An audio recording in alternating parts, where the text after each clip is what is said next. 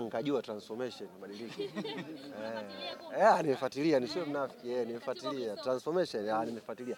Kimsingi alichofanya msajili ametumia lugha ya maandishi kuwaambia Simba Sports kuweni kama Yanga. Yaani yale yote yaliyoandikwa ya wao kufata ni lugha ya maandishi ambayo kwa maneno unasema kuweni kama Yanga. Tulikuwa tunawaambia muda mrefu, nyie mmewahi kutangulia stendi nauli hamna. Maana wanasemaga si transformation wa kwanza.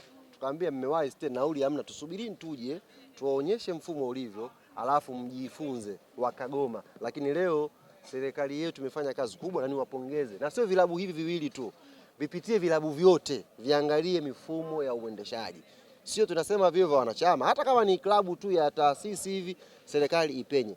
Vilabu vikiwa vina mfumo mzuri wa uendeshaji vyote, maana yake tutakuwa na ligi ambayo ushindani pia unaongezeka.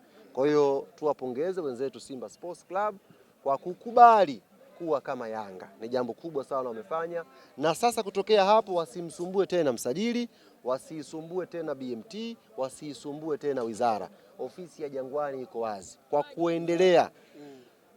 For further information, ofisi ya Yanga iko wazi. Wanaweza kutuma watu wawili kwa siku, watu watatu, waje sawa waanze kujifunza transformation ni nini, mnaanzia wapi, mnaelekea wapi.